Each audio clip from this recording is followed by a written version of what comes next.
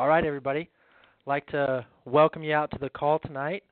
Um, we have a very special guest, Dr. Keith Robbins, on the call, who will be going over our equivalent meal replacement, specifically tonight talking about the xanthones and the proteins that we do have in that product.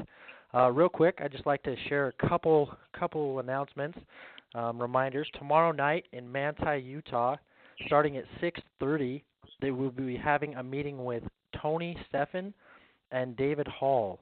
So if you're here in Utah, go ahead and let your team know that they can go down there and hear that great presentation that they've got prepared for everybody.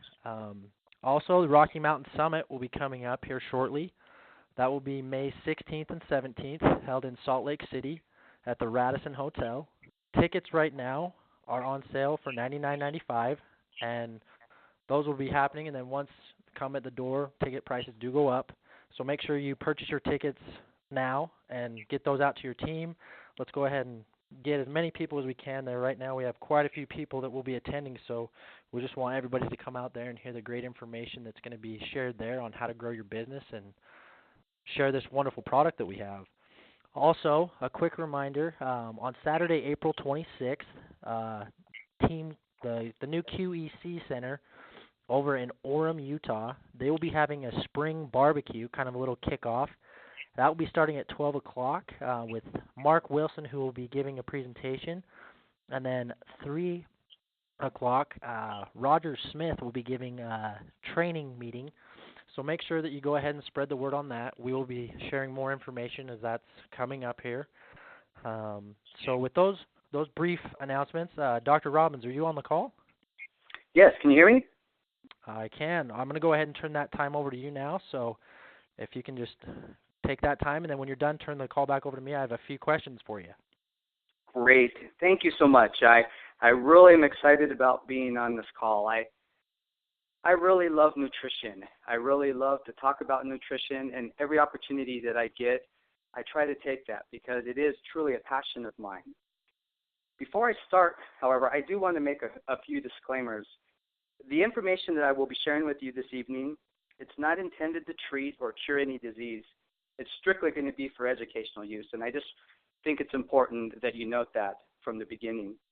And secondly, I'm just going to state for the record that I'm personally neither a vegetarian nor a vegan.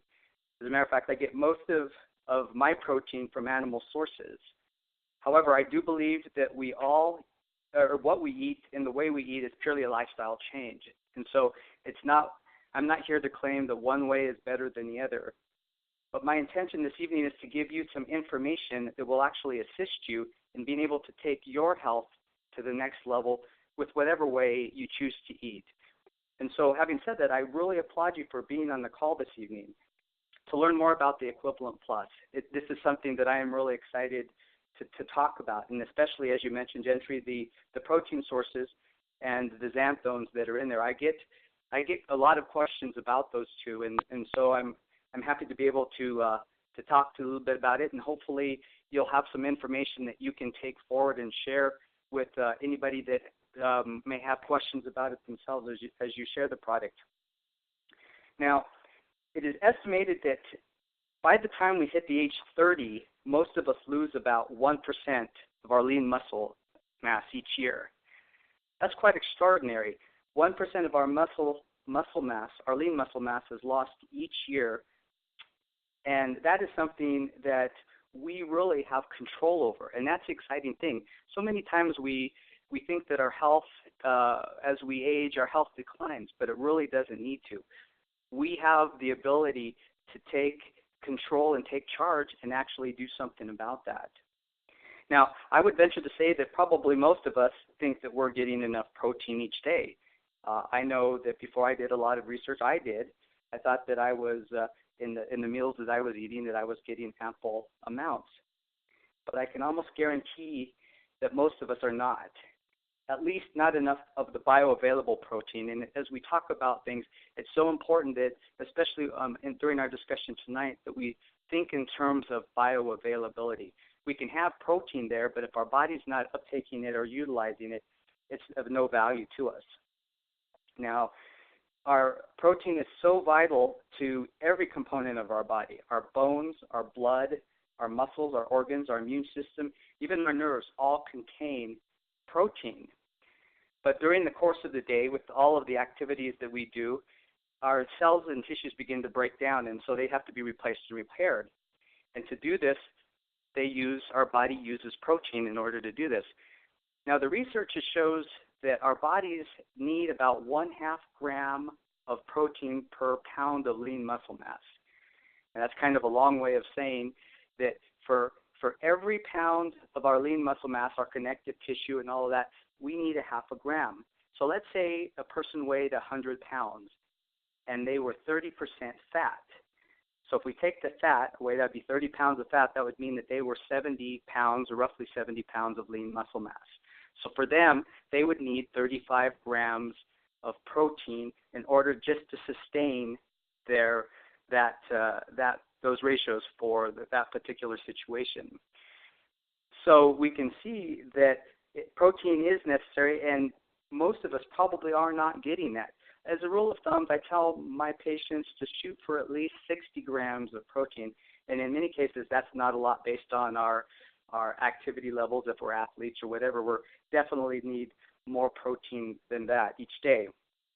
Now, unfortunately, unlike fat and carbohydrates, our bodies don't store protein. It would be really nice if they did. It would be much better if we could store protein rather than fat. We wouldn't have to be worrying about walking around losing those excess pounds. But that's not the case. And so in order for our bodies to get that, it will go to whatever extreme it's necessary to do that, even to the point of cannibalizing or stealing from our existing muscle tissue if we are not able to supply it with the protein that it truly needs.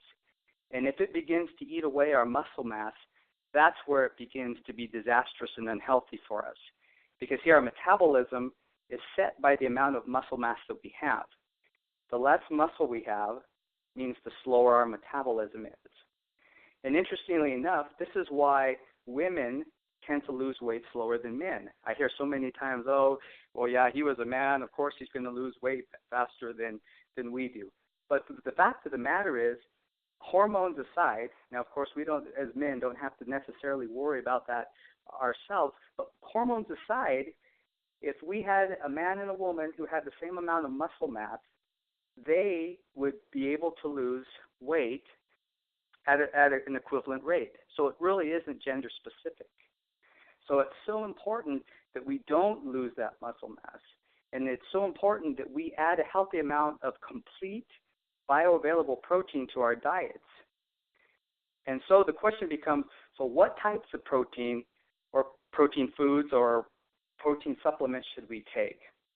Now, I've had many discussions with patients and others who think it becomes a question of animal versus vegetable plant proteins.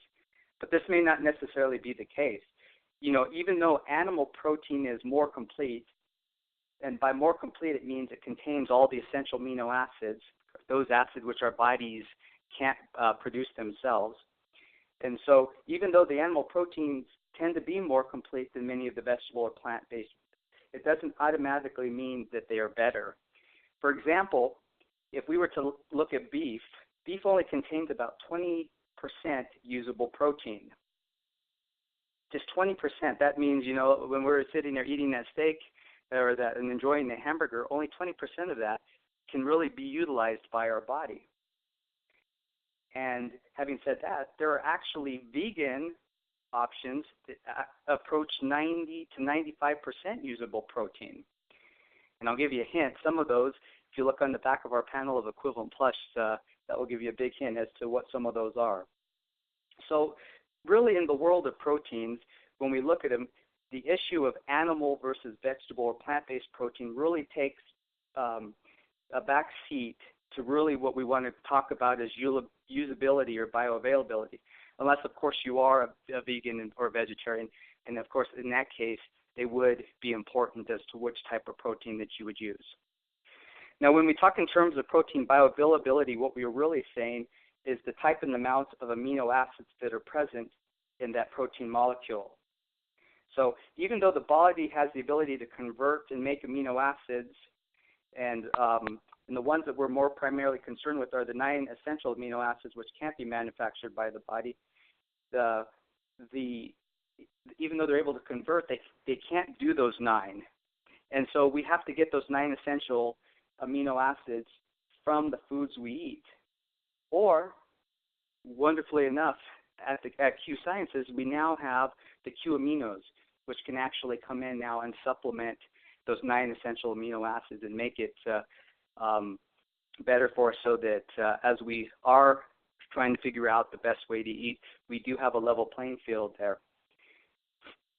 Now, when it comes to the animal protein itself, and especially those provided by beef, poultry, fish, and pork, we can say that they are complete sources because they are animal-based protein. However, they're not necessarily nutrient dense, and depending on where these animal-based proteins, where they're farmed, they may contain high levels of antibiotics. They may have pesticides. They may have hormones, and some of the fish that we eat may even have an abundance amount of mercury.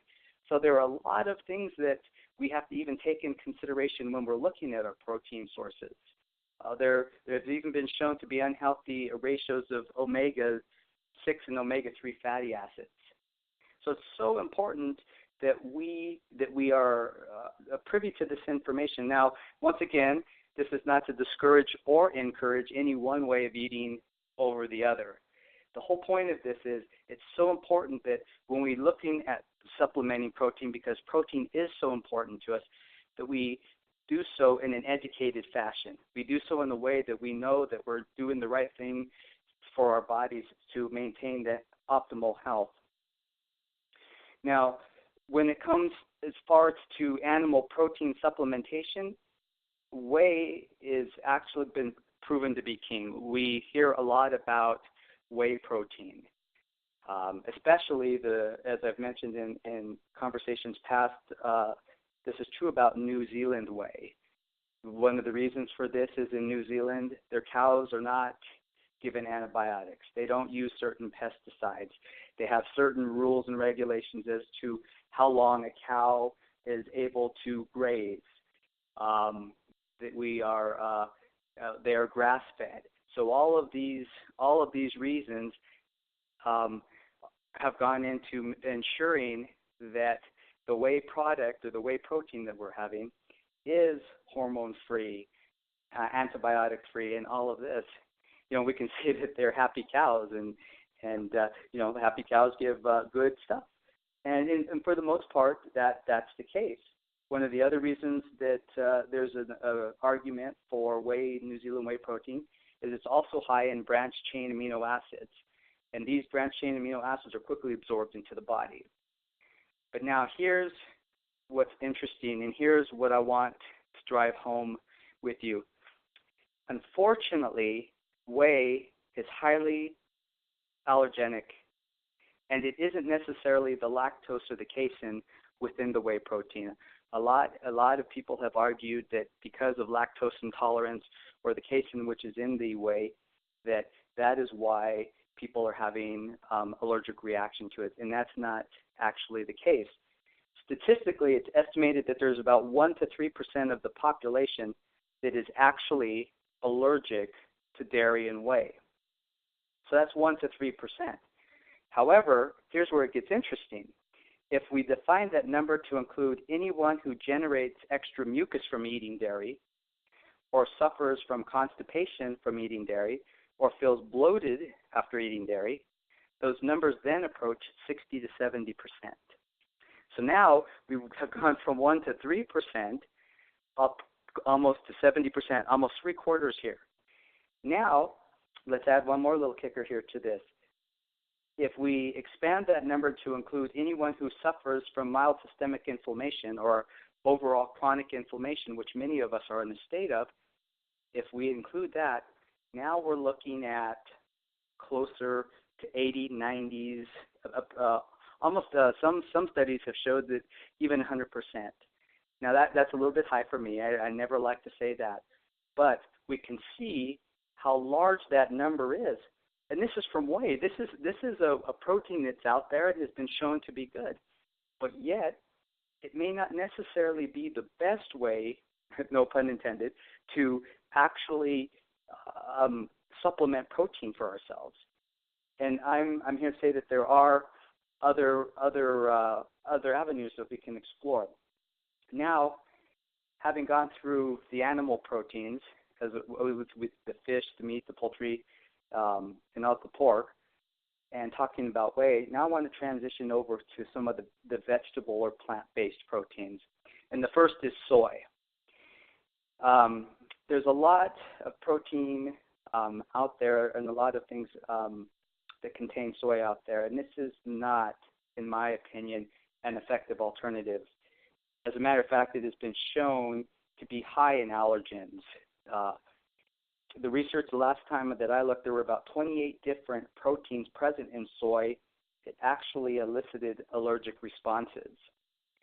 And it also might be worth noting that the more soy one eats, the more likely he or she is to develop allergies to it.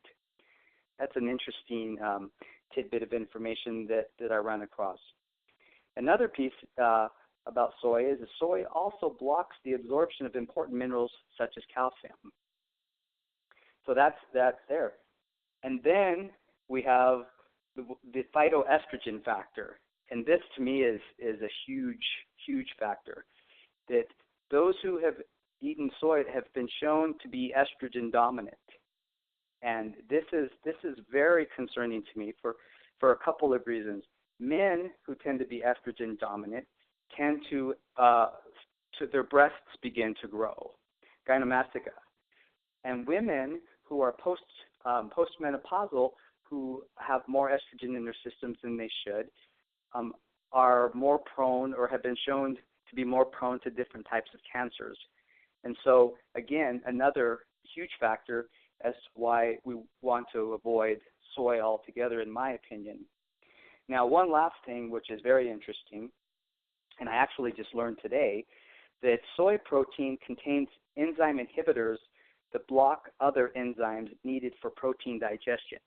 So the very reason that we're eating soy, right, is to increase our protein, and yet there are enzyme inhibitors within the soy that actually block the body's ability to digest it. So once again, this is not a good source, in my opinion, of where we want to go as far as looking at protein supplementation. Now, I want to go into and jump into the actual vegetable, plant-based proteins found in the Equivalent Plus. We have brown sprouted rice protein, pea protein, chia seed, and hemp seed protein. Now, interestingly enough, when combined correctly, the rice and the pea protein alone, just those two, the brown sprouted rice and the pea protein, approach 90% bioavailability. That's pretty awesome. So right now, if we were just to have those two in our Equivalent Plus, and it stated that we had 20 grams of protein, if we take 90% of that, that means 18 grams of protein of that 20 would be bioavailable. That's how much our body's getting. So that's pretty amazing on that. Now, together, those four proteins together, they are one of the most hypoallergenic, easily digested proteins, meaning there have been shown very few allergic reactions to these proteins, and especially in combination that we have on that. As a matter of fact, it's interesting that just after 4 hours, and if we were just looking, let's say, at the rice protein, just in 4 hours, 86% of all of the ingested rice protein would actually be absorbed, and then pea protein is not far behind it. So again, it's quickly absorbed into the body, it's readily absorbed, and most of it is absorbed, and that's exciting. Now, and that's just the rice and the pea. So when we start talking about the chia seed, this is a powerhouse. Chia seed is remarkable.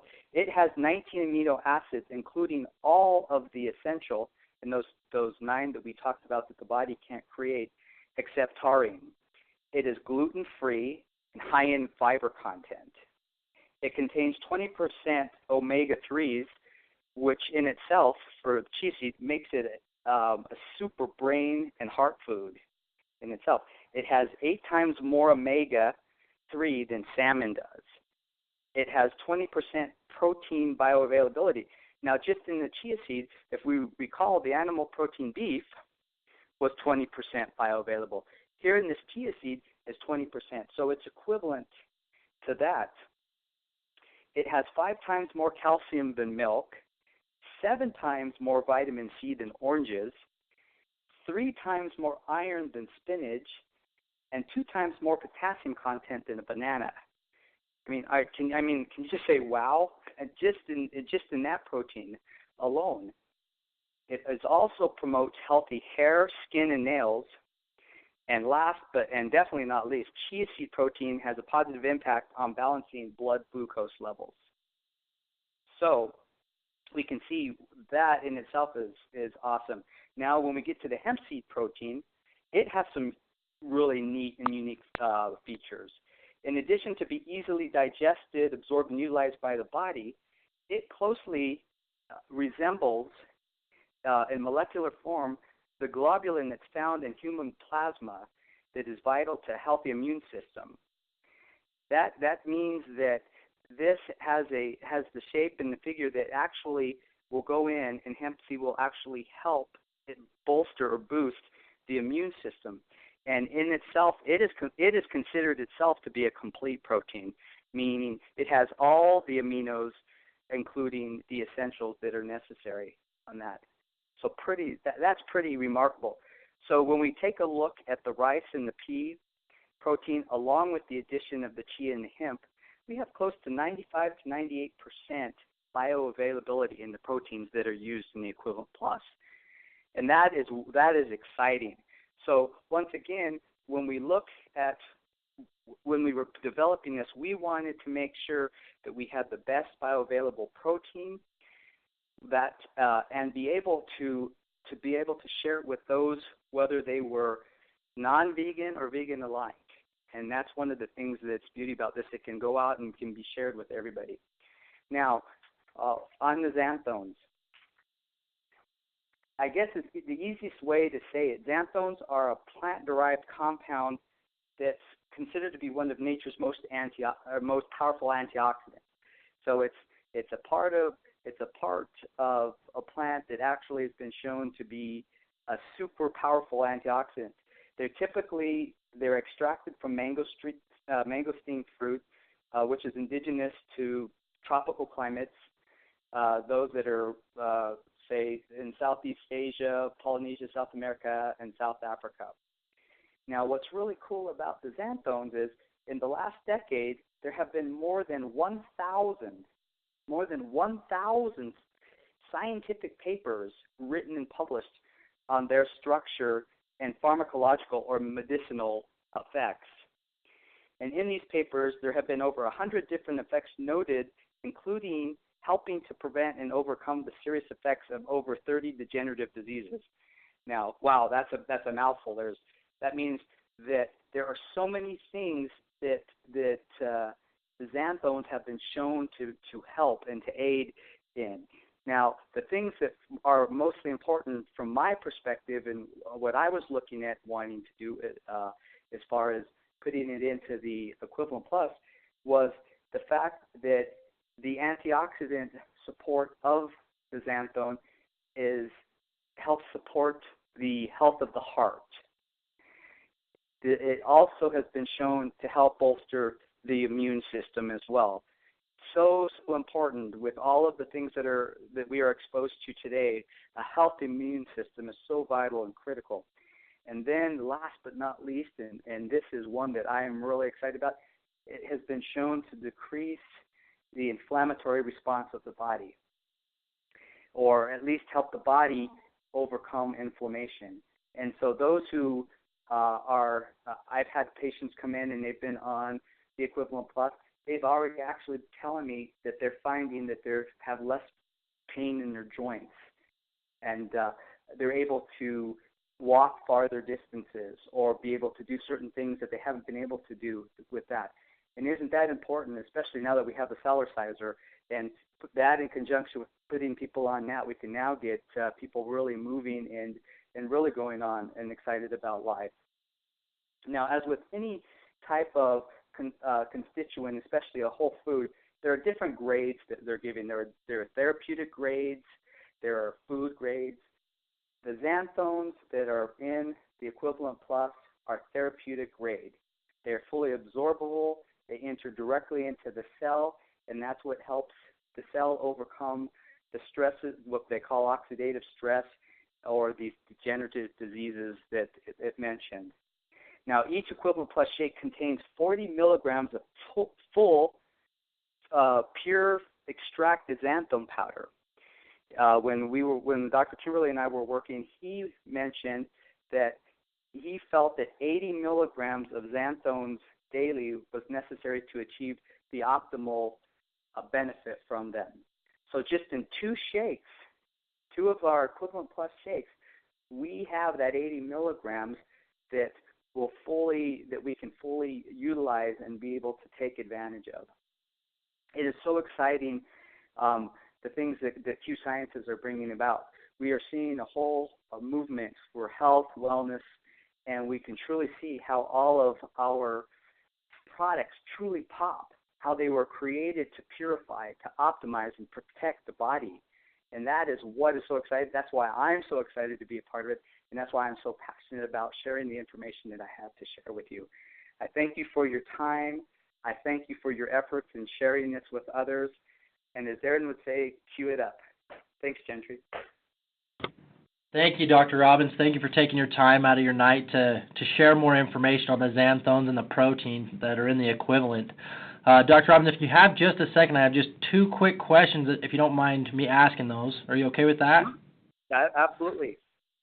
All right. So, first of all, for me, as an example, my little girl, she's a pretty picky eater. She's about 3 years old. Would you say, at around what age would you say would this meal replacement be okay for kids? If you're on the go, or if they're struggling to eat, or they're just a picky eater? In my humble opinion, as early as they're willing and able to take it down, I would start giving this to them. I give it to my children, especially as they're growing. Their body really is in a place that it needs to have that protein and have that protein available to them. So as early as they can take it, I would share it with them. Now, maybe not the 8 to 10 ounces of a full one, but start off with a half and share that with them. Okay, no, that's great information. That's something I'm gonna start doing with my little girl. So, and last question for you, for those gym goers such as myself, people who go work out, they have to have that protein after, obviously, because your body wants to rebuild. Would you say, with taking the meal replacement, if you're in a rush and adding more protein to the equivalent, is that a good thing, a bad thing? Does that counteract the proteins in it? Well, once again, it's all about what your intention is in doing something like that. If you are looking for more protein, see, this is a meal, and let's say this were a regular meal that you would sit down and eat at the dinner table. You would, for a gym goer, they would still supplement that meal with protein, and so in that way of thinking, this is a meal. So yes, if you want more protein, go right ahead and add to it. It's not gonna take away from the efficacy of it. Now, again, that was one of the reasons why I talked about the different types of proteins, because you would want to be aware of the types of proteins you put in, where they came from. Are they truly what they purport to be? But other than that, there would be no reason not to supplement protein with this if you wanted to. You could even, if you really wanted to do that, add another scoop, or even add another 2 scoops of this as a rather than an outside protein, and then you you're able to get more protein by doing that as well. So does that make sense? So you can actually take more of this in. The only caveat with that is because this is a meal replacement and the fiber content in there, you might get full on that, and it might fill you up. But if you're really looking to do more protein, I would quite honestly just do a little more of the equivalent than adding additional protein on the outside. That's my own personal take on that. Okay, perfect. No, that's great information. Again, Dr. Robbins, thank you so much for taking time out of your night, and for all the listeners, thank you for taking time out of your night to hear this product call. Again, just a quick reminder, Rocky Mountain Summit coming up May 16th and 17th. Tickets right now are on sale for $99.95. Go ahead, if you haven't got your ticket, call our IBO Success team, place that ticket order, and just make sure you can get out to the Rocky Mountain Summit. Again, tomorrow night in Manti, Utah, David Hall and Tony Steffen will be having a meeting. If you have questions on that, if you're out of state and you want your team members to go, call our IBO Success. We can get that information to you. Again, a quick reminder as well, the QEC Center in Orem will be having their kickoff barbecue April 26th, and more information to come on that. So, again, everybody, thank you so much for taking time out of your night to spend the time on the call with us. And like we say here at Q Sciences, everybody cue it up.